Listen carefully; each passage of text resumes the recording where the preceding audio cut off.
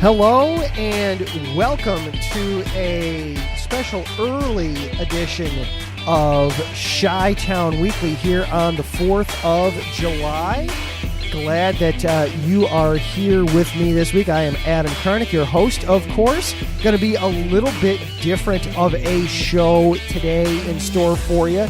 We're going to go around and check on a bunch of the teams all in town, of course. Lots of activity. The Bulls involved in free agency. The Sky are sitting atop of the WNBA, and then the Cubs and the White Sox both had successful weekends, so we will go around there and check in on everybody. And then, of course, the bombshell of a news story that broke this past week, the expansion of the Big Ten into the Western Frontier. We will be talking about USC and UCLA coming in and joining the Big Ten here in the near future. What's going on with that? And we'll have some thoughts and opinions on that, of course. And then we want to get out of here with a little bit of fun. Since it is a holiday, we want to look back. There are some memorable sporting events that have happened both here in Chicago and, of course, around the country that have been on the 4th of July. So we'll have some fun looking at all that. All that plus more here on Chi-Town Weekly. This is Adam Karnick on IE Sports Radio. Buckle it on up. Let's try to have some fun today.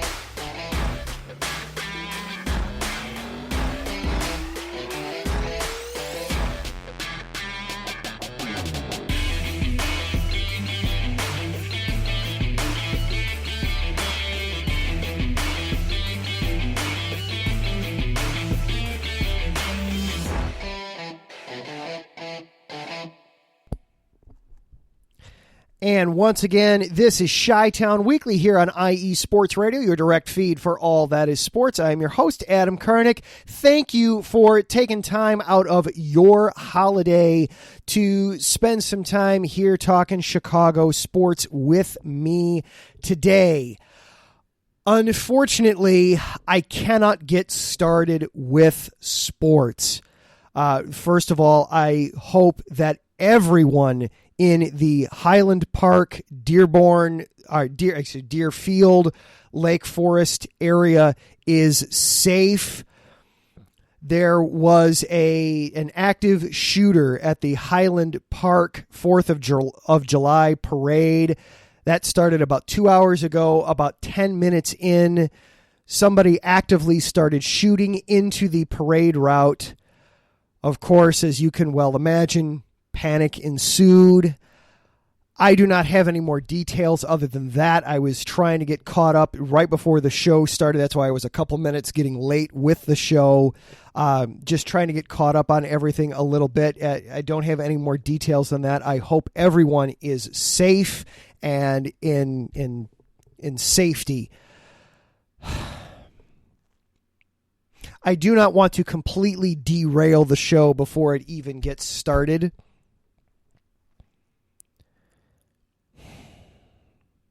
Enough is enough. I'm going to say that. We're going to take a minute. And then we'll move on, because I know for myself and for people in the chat already, sports is oftentimes our pressure release valve, our escape from whatever stresses or horrors of reality are bothering us at the time. Enough is enough. I'm just going to say that, and then we'll reset and we'll move on. As any more details pop up here while we're doing the show, of course, I will say things as they pop up and as they are relevant.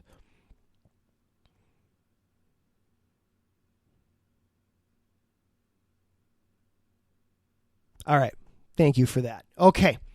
All right. Now, let's try to lighten up the mood a little bit. Let's try to have some fun with this, with our holiday as much as we can today. Before we get started, of course, we do need to acknowledge our supporters here at IE Sports Radio, the Southern California Warriors semi-pro football team. The world of semi-pro sports is unlike any other sports organizations. Players pay to play in hopes of so many different outcomes, whether it's playing to get filmed to try out for professional teams, big-time colleges, or just playing to stay in shape. No matter what, all semi-pro players have one thing in common, and that's playing for the love of the game. The SoCal Warriors have been on a quest to earn titles and give players second chances since 2017. Whether you're in Southern California or anywhere in the world, give semi-pro sports a chance if you love your sport. You may get that second chance you've been waiting for as an athlete. Find them on Twitter at SoCal Warriors, Instagram at Southern California_Warriors, or Facebook, just search Southern California Warriors. And, of course, IE Sports Radio, we have been active now for over 8 years. We've been bringing you amazing content ranging from interviewing legendary athletes to building tailor-made shows dedicated to all major sports cities around the country. All the while, we've continued to be by the fans, for the fans. And with your help, we're ready to take the next step. When you go to our website, iesportsradio.com, you'll see our Patreon link with 5 different tiers. The first one starting at just $5 a month. This donation gets you shout-outs on all of our shows. Higher tiers include access to our merchandise, our podcasting university, even a chance to be featured on a segment of our flagship show, The Defining Moment with Larry B. Thank you all very much for continuing to make IE Sports Radio your direct feed for all that is sports. And our Patreon supporters right now include Bay Area Raised, Emlos Great, Key to the Gate, and Anonymous. And we are active. IE Sports Radio is active now on Twitter, on Instagram, Facebook, and also now on TikTok. Search IE Sports Radio on all those, and you'll find all of our social platforms. Follow along with all of us there. And this show is available for you also on Twitter at IESRC, or you can follow along with me personally at Adam_Karnick. And for everybody that is listening along here live on this Monday afternoon through the Spreaker app, hop on into the chat. Chat's already buzzing quite a bit. Hello, John, Larry, Mike, Taryn, everybody's in there. So hop on in. You can follow along with the show that way. We can interact that way. Or if you just want to sit back and listen, or if you're listening later on in the week as a podcast on all the platforms, Spreaker, Spotify, etc., thank you for letting me be part of your sports week. I do appreciate it. All right, you heard me mention the Defining Moment with Larry B. For those who are regular listeners to that show, and you should, Larry does an excellent job.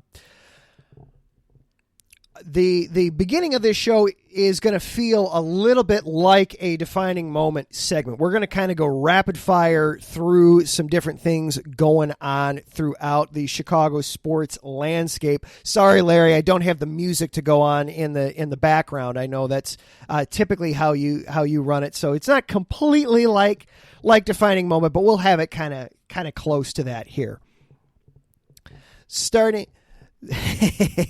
I know you like your rapid fire, and you do it very well. I'm going to try my best to kind of keep up with everything here. So let's start with some baseball, first of all, because that was kind of the most recent thing that happened. We had both the Cubs and White Sox. Let's start with the Sox. The Sox pulled off a sweep of the Giants over the weekend. Over the long Labor Day weekend, 1-0 on Friday, 5-3 on Saturday, 13-4 over the Giants yesterday afternoon. So a sweep for the White Sox that gets them back now up to almost 500, 38-39 overall. Still 4.5 back of the Twins and 2.5 games back of the Guardians. So they're still sitting in third place in the division. But now they've got a big series coming up with the Twins, starting off, of course, tonight, the next 3 days. Then they've got the Tigers after that, and then the Guardians and the Twins again. So lots of time now being spent in the AL Central. Getting hot at the right time. I never know what to think with this team anymore. They are so bonkers and bizarro. They hover right around 300, 500, maybe get just a shade over it, and then they turn around and have a terrible losing streak. I don't know what to make of the Sox, only that at this point, I do not trust them this season. Certainly, they have the capability at this point to try and flip the script around on the season, take control of it right here. If they can go through this crazy stretch where they live now in the American League Central. They play nothing but divisional games until July 26th. That is their next non-AL Central game. And not just AL Central. Outside of the 3 games against the Tigers at the end of this week, 4 games against the Tigers at the end of this week going into next weekend, it's all Twins and Guardians. It's nothing but Cleveland and Minnesota. So certainly it's right there for them to do something with it. I just, at this point, do not trust them because, as Larry so perfectly points out in the chat, they just lost a series to the freaking Los Angeles Angels. They dropped 2 out of 3 to the Angels before then sweeping the Giants. I don't know what to make of this team other than I do not trust them. I do not trust them at all. So even though it's all right there for the taking for them, I don't trust them to actually take advantage of it. I think something bad is going to happen to them during this. And it could very well they take advantage of the situation and suddenly they're the cream of the crop in the division. It could also be they get their butts handed to them, and we're now talking about them selling off pieces at the end of this stretch. Both things are just as likely to happen. But they did have a good weekend sweeping the San Francisco Giants.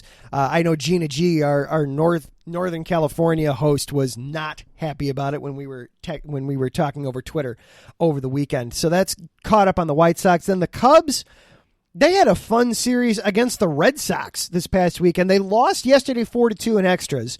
Patrick Wisdom tied the game in the 8th inning, though, so some drama there. Larry just wants to skip this Cubs segment altogether. Well, it's not going to be a very long Cubs segment because the Cubs are still bad and they're just going to be selling pieces. But they did take 2 out of 3 from the Red Sox, winning 6-5 on Friday and then winning 3-1 against Boston on Saturday. So some fun things happening with the Cubs there. Ultimately, though, they have the Brewers here in just a couple of hours up in Milwaukee, and then they're going to get the Dodgers in a 4-game series after that out in Los Angeles. So I don't expect the fun times to continue for the Cubs. They do get a 2-game set with the Orioles after that, so they could. We'll see. We'll see. They've got some potential there, but still, this is a team that's still going to be selling at the trade deadline when all things are said and told. Wilson Contreras certainly is going to be gone. The next guy to question and wonder what could be going on, of course, is going to be Ian Happ. Do they keep him? Do they extend him? Do they float him out there and trade him out there? That's kind of the next piece to be wondering about there is going to be Ian Happ. The Chicago Untouchables of volleyball. Well, I will be honest, Taryn, I have not kept up on them, but give me a quick rundown and we can talk some Untouchables. Still my most favorite name of all of the Chicago sports teams in the area. The professional volleyball, the National Volleyball Association's Chicago chapter, the Chicago Untouchables. I still love that name. Let's talk about basketball, though, first, before we get into that. The Chicago Sky are sitting not just atop the Eastern Conference, they are now sitting atop the entire WNBA at 15-5, riding high, had a terrific game against in their last game. Whoop! I want to pull up the score and make sure that I get all my numbers right. Against the Phoenix Mercury, 91-75, led the entire way in that one. Never trailed, led by as many as 23 early in the second quarter in that one. Had a 20-point lead at the end of the first, and just kind of let it go from there. It did get close.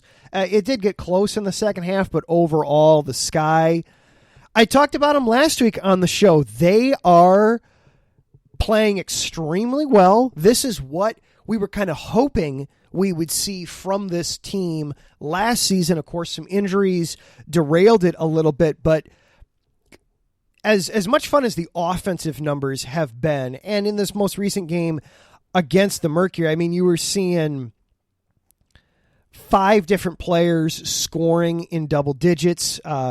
Allie Quigley actually led the team this past week against the Mercury with 19 points, but you had Candace Parker get 14 points on 5 of 8 shooting, including 2 of 3 from 3-point range. Meeson put up 10 points. Kalia Copper put up 12 points. And then you had Rebecca Gardner coming off the bench, putting in 11 points, shooting just above her season average. She's been averaging about 9 points a night. She got 11 points in this game. The Sky are absolutely playing lights out ball right now. They've got Minnesota later this week on Wednesday and a noon tip against Minnesota, so an early tip off there on Wednesday on NBA TV. Then they get the Fever. That was actually the last team to beat the Sky, so Chicago should be looking to get a little bit of revenge there. And then they've got the Dream after that. They don't play another game against a team currently above 500 until they play Seattle, and that's the 20th. They've got 5 straight games against teams currently below 500 in the WNBA, and then of course they'll have they'll be participating in the Commissioner's Cup there later on this summer. This run could continue. Now, certainly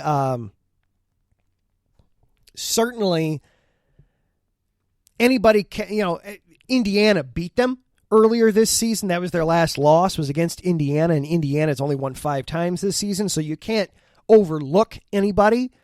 But if Chicago takes one game at a time, and thank you, Mike, for bringing up the WNBA All-Star game, because that's coming up on the calendar here as well.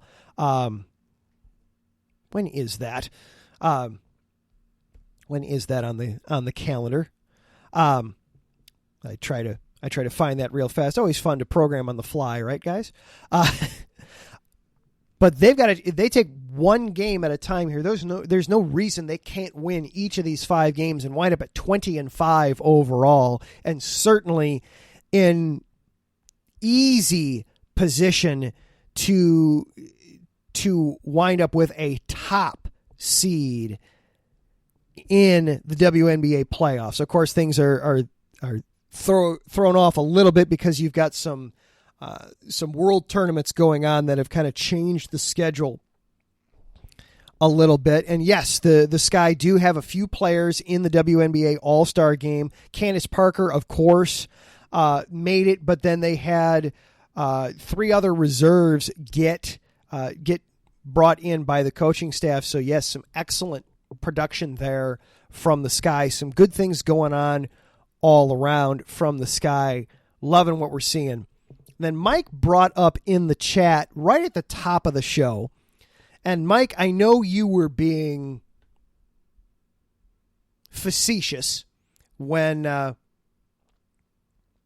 you mentioned this, but it is apparently a strategy for the Bulls this season.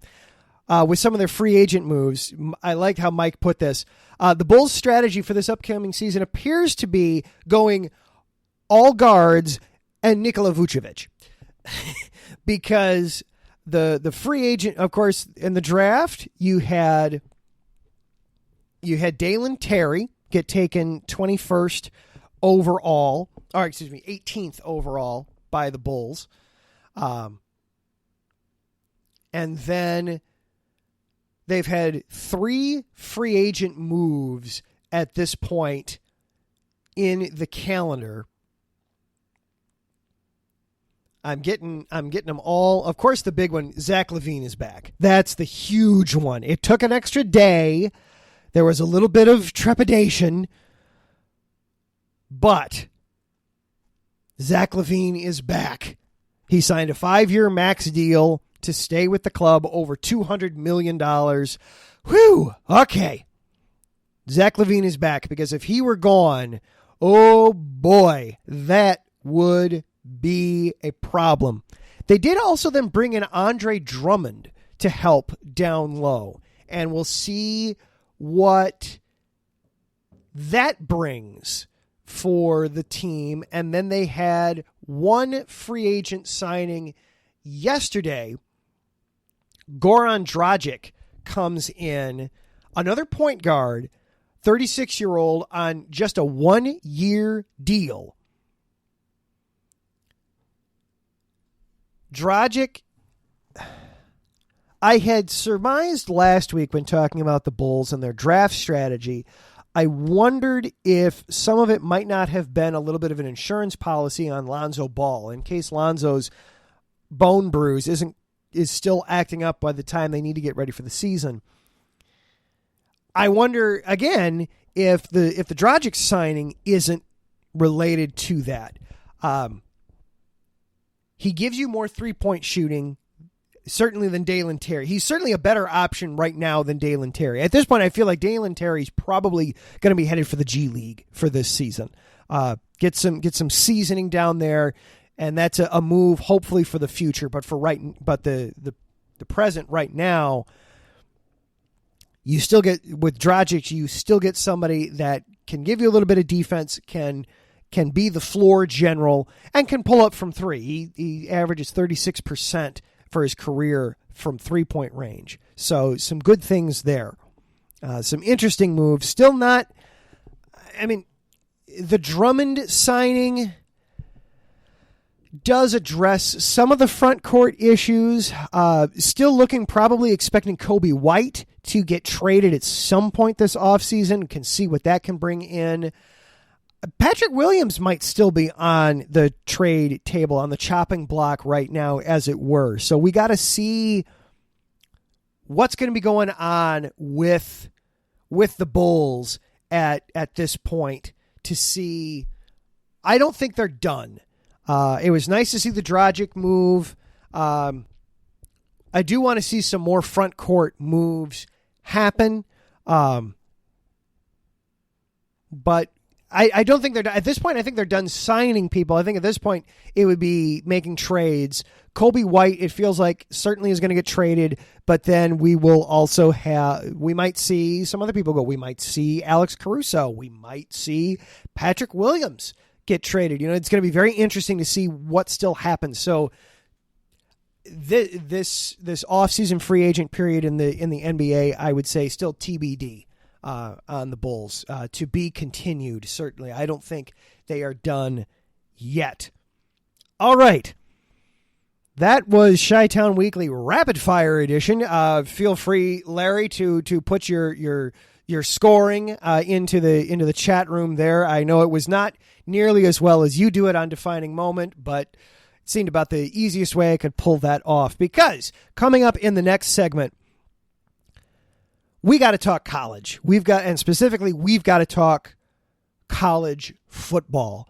The bombshell that was USC and UCLA defecting over to the Big Ten. We have got to talk about that. That'll be next here on Chi-Town Weekly on IE Sports Radio, your direct feed for all that is sports. Right back after this.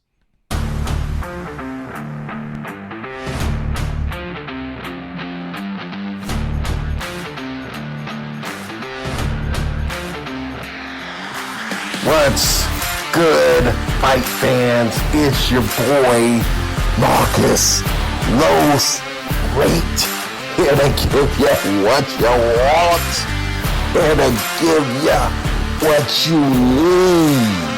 Yeah, man. Yeah. I'm coming to you live, straight from your mama's basement with a crispy awesome white tea. They are coming to you live every Tuesday at 10 p.m. Eastern Standard Time. Powered by IE Sports Radio, your direct feed for all that is sports.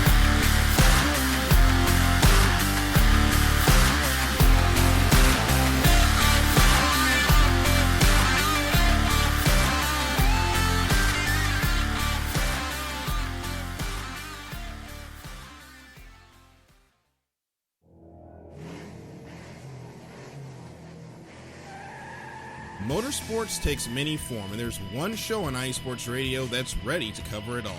I sure hope you're talking about you and I, Daryl, because I know the Extra Mile is the best place to go for everything motorsports related.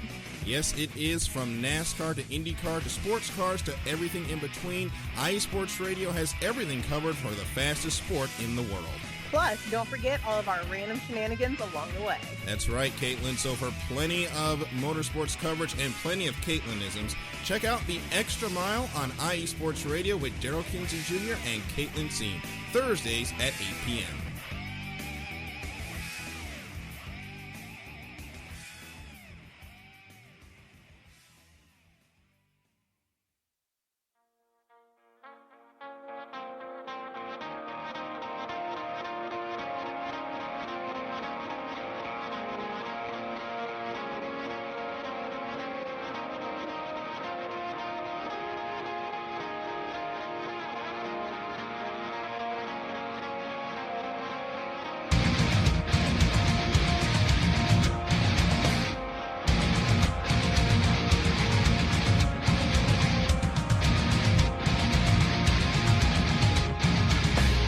Hey sports fans, do you like wine?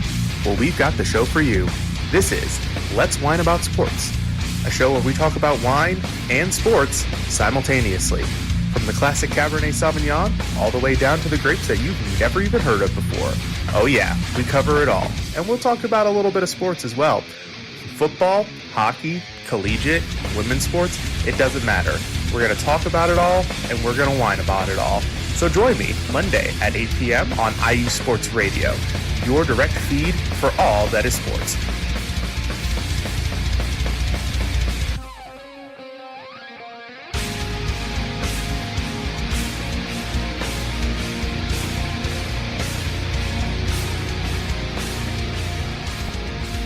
And welcome back into Chi-Town Weekly here on IE Sports Radio, your direct feed for all that is sports. Adam Karnick back with you here, and Taryn reminded me I forgot to bring up the Untouchables there in that last little flurry there.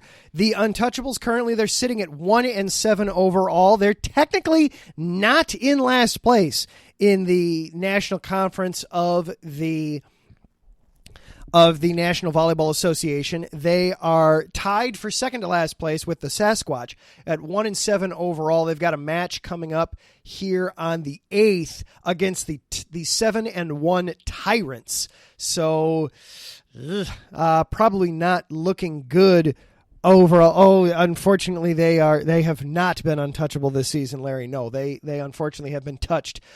Unfortunately, quite a bit on the court. They're 1-7 overall, but they are not in last place. They are tied for second to last place in the National Conference and in the league as a whole. They've got a National Conference match lined up against the Tyrants later on this week. Hopefully, they can steal a victory and keep their meager playoff hopes alive. Taryn, I hope I got that in before you had to leave. I know you're on your lunch break. I hope I got that in for you before you had to leave. All right. So the big news, of course, last week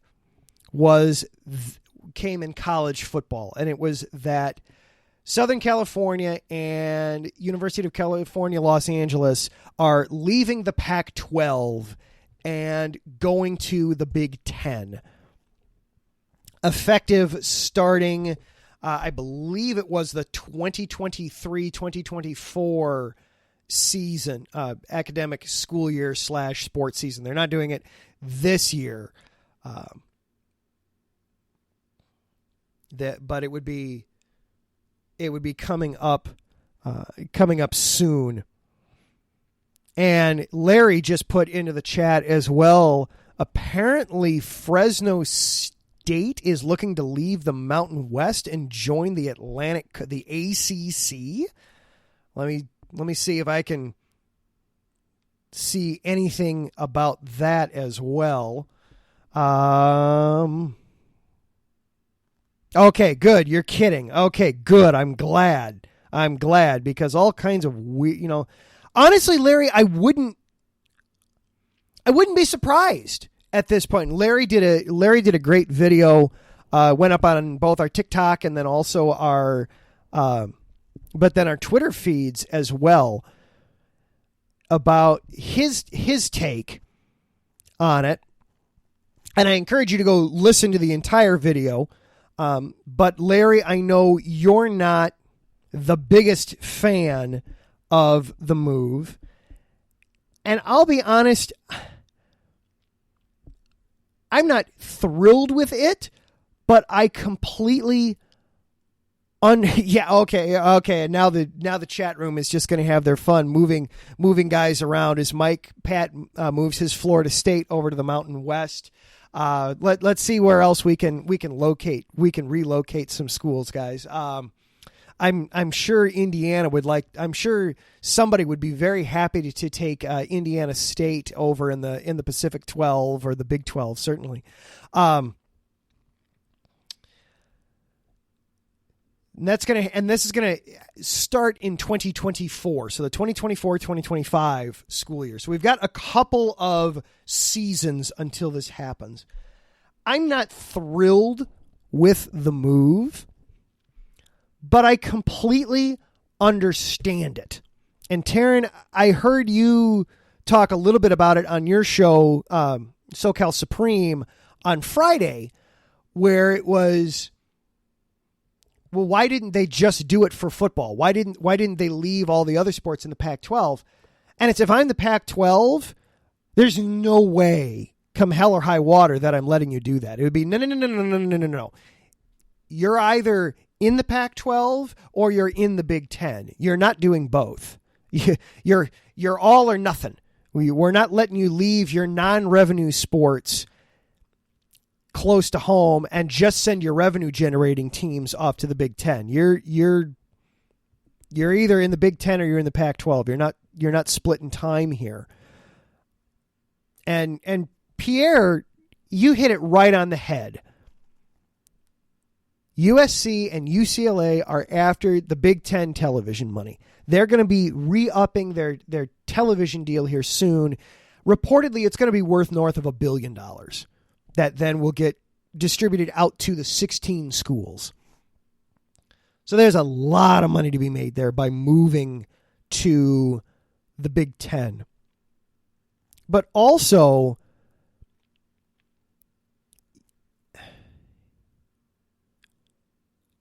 I want to preface this by saying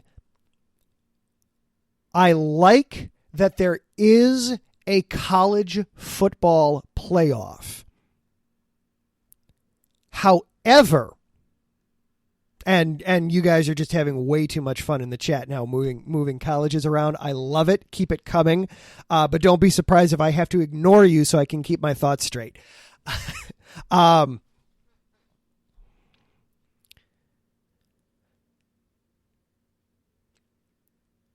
I love that there is a college football playoff. It is much better than what it was. It is still, I feel you can blame the current college football playoff system for this in part. What do I mean? We have now had 8 seasons of the college football playoff. There are supposedly 5 power conferences in the NCAA. We talk about the Power 5 all the time. The Big Ten, the SEC, the ACC, the Big 12, and the Pac-12. But if you look at the college football playoff, those first of all, there's only 4 spots, so it's impossible for all 5 conferences to be represented in the playoff. Plus, you've got to throw Notre Dame in there because it's Notre Dame. So it's mathematically impossible to include a member from each of the 5 conferences every year in the college football playoff. But the lack of representation is somewhat laughable. Now, I want to preface this by saying, and thanks, Taryn, for stopping by on your lunch break. I appreciate it. Have a great show with Set Point later tonight. I want to preface this first off. I'm not the most knowledgeable expert on college football. You want to talk to Larry, you want to talk to Taryn, you want to talk to Mike. They will give you far more in-depth of the whys and hows of college football than I'll be able to. But it says something when we have been doing the college football playoffs for 8 seasons now, and the Pac-12 has been represented twice in totality in the college football playoff. I'm gonna pull up the exact time. I know the first year in 2015 they were represented. And then one other time, the Pac-12 has been represented in the college football playoff. No, Mike, hang on, don't leave yet. I'm going to add to your idea for a blog post. Oregon in 2015. And then Washington in 2017. And that is it for the Pac-12. That's the last time the Pac-12 was represented in the college football playoff. Meanwhile, in 8 years of the college football playoff, the SEC has been represented 10 times. They've made it every year. Plus a spare twice. Alabama by itself has made it 7 of the 8 years. Alabama by itself has made it more than any other conference other than the SEC. The ACC has been represented. The ACC has been represented 7 times, 6 times by Clemson. And then one other time, I want to make sure that I get it right. I've got the whole list in front of me. It was one other time the ACC was represented by Florida State. So the ACC, okay, they've been represented 7 times, but really it's been Clemson. The Big Ten has been in it 6 times. Mostly Ohio State, but Michigan and Michigan State have both made cursory appearances. The Big 12 has made it, thanks to Oklahoma, is basically it for the Big 12. I'm going through, I want to make sure I'm correct on that, but I believe Oklahoma is the only representation the Big 12 has had in it. Yep. And then we've had Notre Dame twice, and we had Cincinnati make it this past year. You know, you had so we've had 3 non-Power 5 conference schools make it. The Pac-12 as a conference has only been represented twice. You know, all the other conferences have been all the other conferences. Every conference has sent multiple schools. If you're not in the Pac-12, you've had a school make it more than once. And if you're not the ACC, or I'm sorry, the Big 12 has only sent a school. So the Big 12 and the Pac-12 are not getting anywhere near the representation of the other conferences. If you're the ACC, you've been represented by Clemson a ton, but not by anybody else. If you're the Big 10, you've had 3 different schools get represented. And if you're the SEC, it's just chalk it up. If you're Alabama, you can punch your ticket every year. You're just in. Now, again, I'm not a college football expert, so I can't promise you that there's bias, but man, it feels like there's bias. It really does. I couldn't make an individual case for you that, this team from somewhere else should have made it in. But Alabama made it one year when it wasn't even one of the top 2 schools in the SEC. They didn't even make it to the SEC title game, and they still got in. So I understand USC and UCLA looking at it and saying, God, man, guys, if we want any shot at making it into the college football playoff, we've got to get out of the Pac-12. We can't stay here because we're never going to get noticed. We're never going to get in. And football being one of the 2 money-making programs in college sports, and and that's being nice to men's basketball. I mean, to say men's basketball makes money at the same rate as football does, it makes money, but it's a whole other level we're talking about here with college football. So I understand why they'd be taking off. I understand why they would be bailing for the Big Ten. Because if you're in the Big Ten, you're going to get noticed on a weekly basis. You're going to get the representation. And Larry, I'm with you. I don't like that this is why they're doing it, but I can understand it at a certain level. Why they're doing it. And I saw some other reports looking like the Pac-12 and the Big 12 might just merge. They might just say the heck with this and make one conference at this point, because you've got Stanford is now the top team in the Pac-12, and with Oklahoma and Texas leaving the Big 12 for the SEC, who's even good in the Big 12? Texas Tech? Who's going to be drawing in the eyeballs there at that point? You may as well try to keep yourselves afloat and merge and try to figure something out that way. What doesn't make sense to me, football, it's one thing. Okay, you play one time a week. You play a game a week. For Northwestern and Illinois, it'll be kind of fun to fly out to California a couple times a season, and then you're done with it.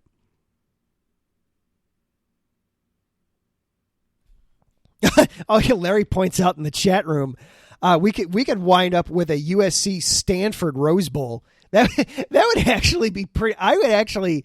There's a part of me that would enjoy the hell out of that. That would enjoy that, Larry. But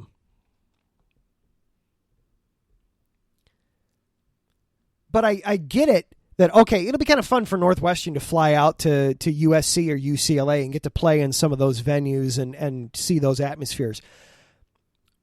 But for USC and UCLA, you're going to be flying. You're going to be flying to Northwest. You're going to be flying to Evanston. You're going to be flying to Champaign. You're going to be flying to Ann Arbor. Hell, you're going to be flying all the way out to New Jersey to take on Rutgers.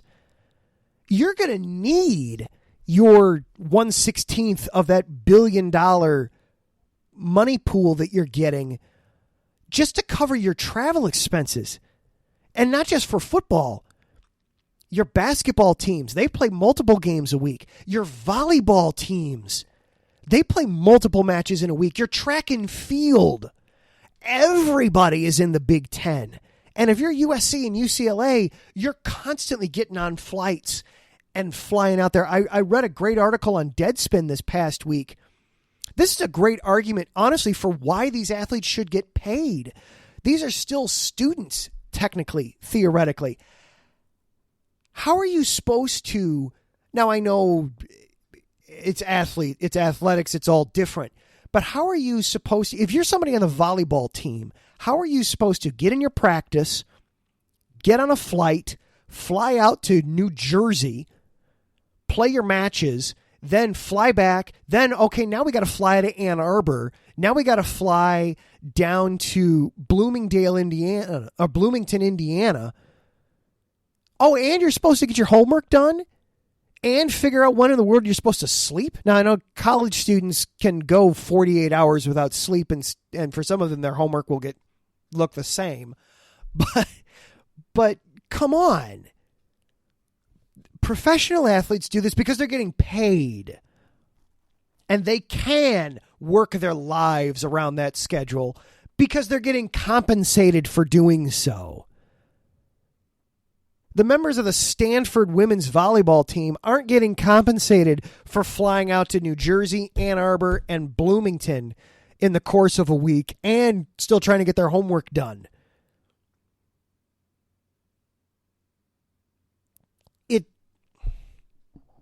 It is frustrating. It's mind-boggling and it's frustrating. But it's totally predictable because it's all about the dollars and the eyes on the television sets. So that's why they're doing it.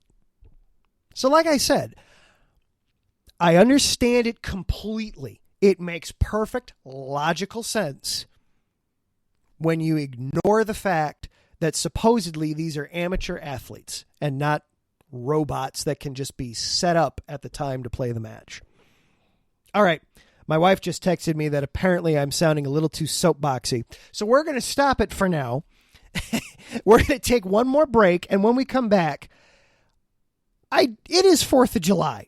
We should have a little bit of fun. We should have a little bit of fun before we get out of here. We're going to look back and look at some different fun sporting events and things that have happened on 4th of July throughout the decades and throughout the history. This is Chi-Town Weekly on IE Sports Radio, your direct feed for all that is sports. Back right after this.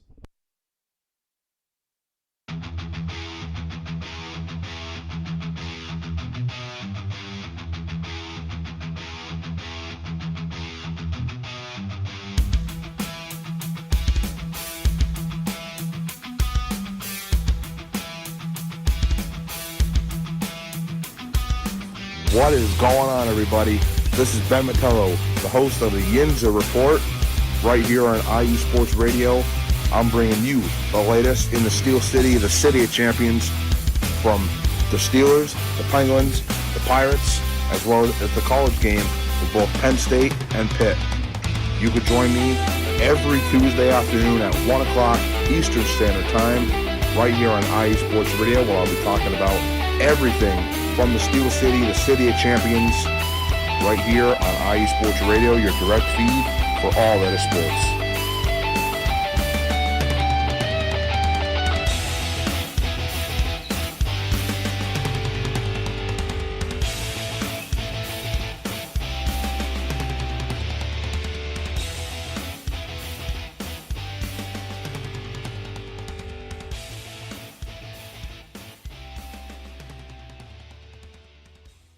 Lopan, they didn't even want you.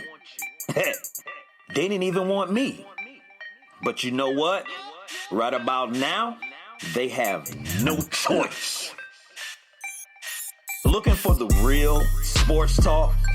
Talk that's for us, the people? Look no further. The Wait a Minute Show, a prime time sports comedy cocktail that tucks you in at night. Join me and Lopan Wednesdays at 9 p.m. Eastern Standard Time on the 2livestewsradio.com and Saturday 8 p.m. Eastern Standard Time on the waitaminuteShow.com. Sounds like a plan to me. Ain't that right, Lopan? Indeed.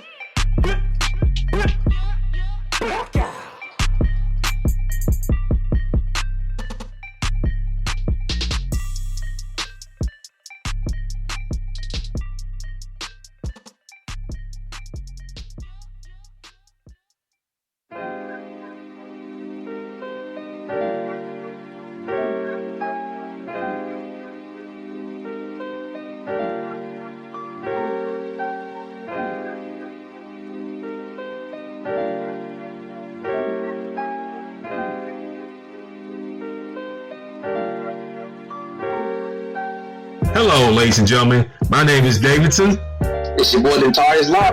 And we are the hosts of Fast Break here on IE Sports Radio, where we discuss everything in the world of basketball from prep to the pros. You guys should definitely check us out, man. Sunday, 8 p.m. Eastern, 5 p.m. Pacific. We got all the basketball information you guys need, so we look forward to you guys listening in. And please do, because we are the best basketball show on this side of the Mississippi. And please do check us out on Twitter at FastBreakISR. D-Lock, where's our time again? 8 p.m. Eastern, 5 p.m. Pacific. That give you guys plenty of time on a Sunday. Tune in.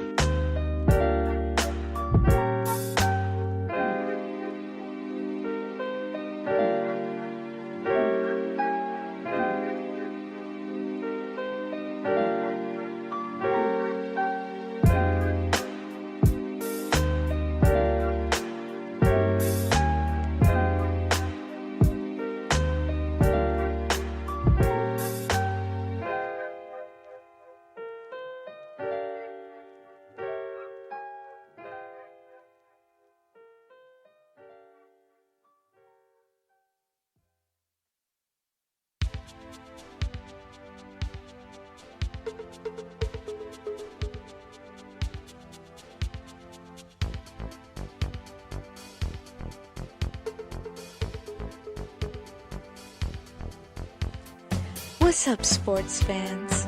Are you looking for the latest on Northern California sports?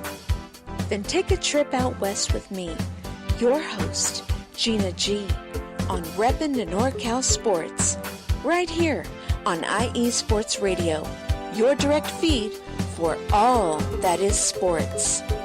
I'll be bringing it to you all the way live every Monday at 3 p.m. Pacific, 6 p.m. Eastern. And it's always a packed show. I'll bring you everything Dynastic 49ers, the bite of the San Jose Sharks, torture of the San Francisco Giants, the Golden State Warriors that we still believe. Then take you across the bay to the rise and grind of the Oakland A's. I've got you covered on college ball from the Cal Bears to the Stanford Cardinal, so that no matter what, reppin' the NorCal Sports is always reppin' the Bay. So if you bleed red and gold, or you're looking to keep an eye out west in them thar hills, don't miss me, Gina G, on reppin' the NorCal Sports. Catch me every Monday at 3 p.m. Pacific, 6 p.m. Eastern, and I'll have your fandom repped harder than a trio of defenders guarding Stephen Curry before his buzzer beater is Gucci.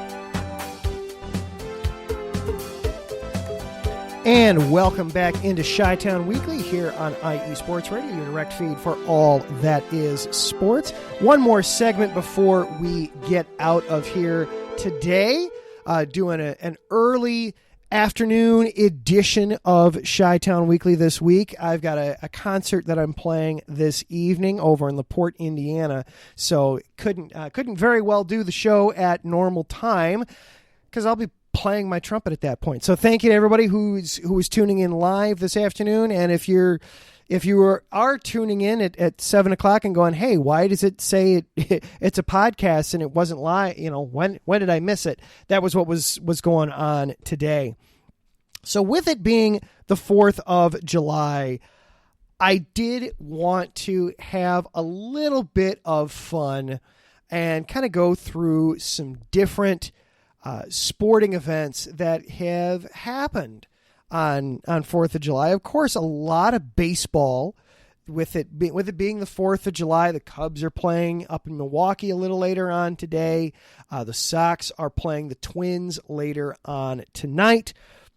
Baseball being one of the summer sports, it's one of the obvious ones, but it's not the only big one. We've had some historic events happen on 4th of July. One in the world of boxing. This is right up Marcus Los Greats territory here with gloves off on Wednesday nights. We had a fight between Jack Johnson and James Jeffries on 4th of July back in 1910. Jack Johnson was the first African-American to win the heavyweight title back in 1908. James Jeffries was then pulled out of retirement specifically to face Jack Johnson to try to take the title from him. James Jeffries was a white boxer. Jack Johnson, of course, the first African-American to win the heavyweight title. And Johnson, it was one of the very first fights of the century, and Jack Johnson won. Was a 15-round bat. Jack Johnson took it. So a historical event there. Tennis. John McEnroe defeated Bjorn Borg to win Wimbledon on this date back in 1981, one of the big tennis rivalries. NASCAR, the King, Richard Petty. This is, of course, going to be up Daryl and Chris's alley on Thursday nights. Of course, you can hear the Extra Mile with Daryl and Chris. This is right up their alley. Richard Petty won for the last time as a NASCAR racer on July 4th, 1984. It was career win number 200 for the King. Up Andrew Hagenbaugh's alley with Soccer Scoreboard Show, the 1994 World Cup was Team USA shocked Switzerland and then beat Colombia before taking on Brazil on the 4th of July. The U.S. was not much of a match for Brazil, but they weren't expected to play Brazil in the round of 16 either. So some historical stuff there. In the baseball world, of course, the big one, Lou Gehrig's speech, July 4th, 1939, the luckiest man in the world speech.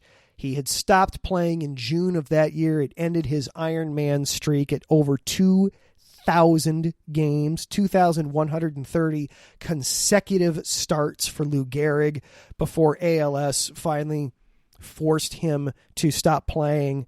And then it was the 4th of July, 1939, when he made his famous "I'm the luckiest man in the world" speech. A little bit closer to home, those of you who follow the show know that I like to follow This Day in Chicago Sports on Twitter, and he pointed out that on July 4th, 2015, Chris Bryant hit 2 home runs against the Miami Marlins, including a grand slam in the Cubs win. That was back when the Cubs were fun and they were building towards a championship. Now they're just, crying poor every chance they can get. I miss Chris Bryant. I know that he's injured in Colorado and not playing right now, but I still miss him. So, some fun 4th of July things going on there. That is going to do it for our show here this afternoon. Want to say a big thank you to everybody hopping into the chat. Thank you, Mike. I'm glad to see you were giving the Bulls some love last night. Sorry I couldn't chime in. My daughter was not going down to bed easily. So thank you, Mike, for being in the chat. Of course, Larry, Taryn, John Felipe stopped by. Good to see everybody. Pierre hopping into the chat room. Thank you, everybody, for being in the chat this afternoon. Really appreciate it. Thank you, Larry, for all the hard work you do behind the scenes, keeping IE Sports running and floating and us all making sure we're all on the same page.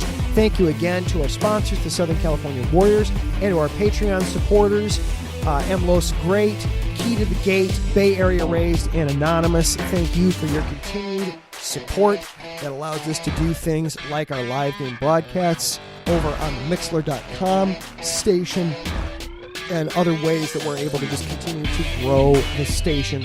Really appreciate it.